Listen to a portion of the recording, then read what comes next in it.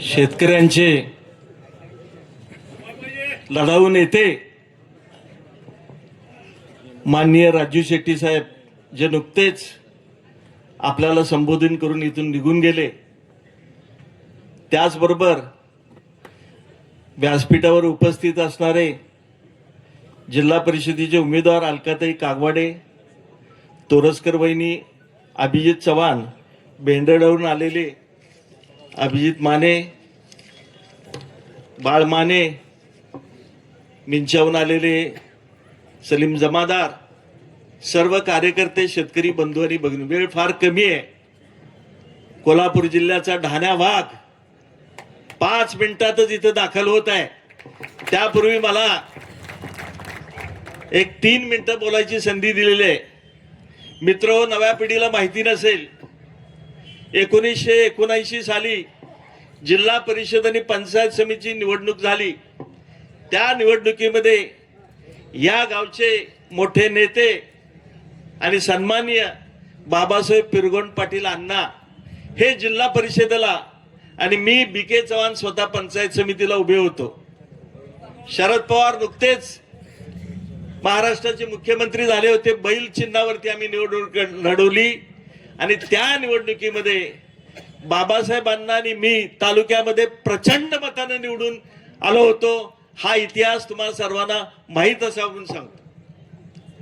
बाबासाहेब पिरगोंड पाटील हे अरुण पाटलांचे वडील आहेत आणि आज खोची आणि कुंभोज एकत्र झालं किंवा सगळी गावं आमच्या पोटात येतात. त्यामुळं अलकाताईंचा विजय, अभिजितचा विजय, आणखी तोरसकर वहिनींचा विजय हा काळ्या दगडावरची पांढरी रेघ आहे. हे पुन्हा मी तुम्हाला बजावून सांगतो. मित्र, शेट्टी साहेबांनी अतिशय तपशिलामध्ये सर्व गोष्टी सांगितल्या. मी त्या खोलामध्ये शिरणार नाही. फक्त एवढंच सांगेन की 2014 पासून या महाराष्ट्राचं चित्र आपण जे पाहतो, अत्यंत विदारक. BJP सारखा जो पक्ष ज्यानं या महाराष्ट्रातील 2 मोठे पक्ष फोडले, घराणी फोडली, त्यांच्यामध्ये वितुष्ट निर्माण केलं, एवढंच नव्हे तर राजकारण कुठल्या थराला जातं हे गेल्या 5 दिवसापासून आपण अनुभवत होतो.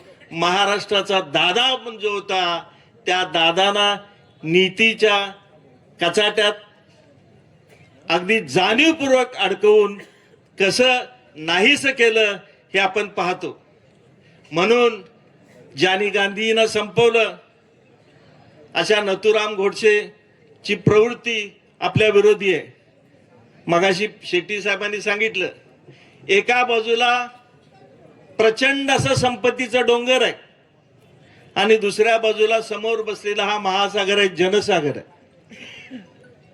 साहेबांनी सांगितलं की येत्या 2-3 दिवसामध्ये दारोदारी पैसे घेऊन लोक येतील.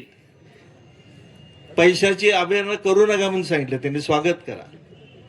पण येत्या 7 तारखेला निश्चितपणानं हा मोठ्या संपत्तीचा डोंगर या जनसागरामध्ये कधी बुडून जाणार हे कळणार देखील नाही. पुन्हा एकदा मी सांगतो की इतिहासाची पुनरावृत्ती होत असते. ज्या काँग्रेसनं धरणं बांधली, रस्ते बांधले, साखर कारखाने तयार केले आणि आपल्या शेतकऱ्यांच्या आयुष्यामध्ये समृद्धी आणली, त्याच्या जीवावरती राजकारण करणारे लोक आज कुठल्या तरी अडचणीत सापडल्यामुळं पळापळा कोण पुढे पळतो या पद्धतीनं BJPच्या नादाला लागलेले आहेत. मित्र हो, कोल्हापूरचा ढाण्या वाघ आलेला आहे, त्यांचं मी स्वागत करतो.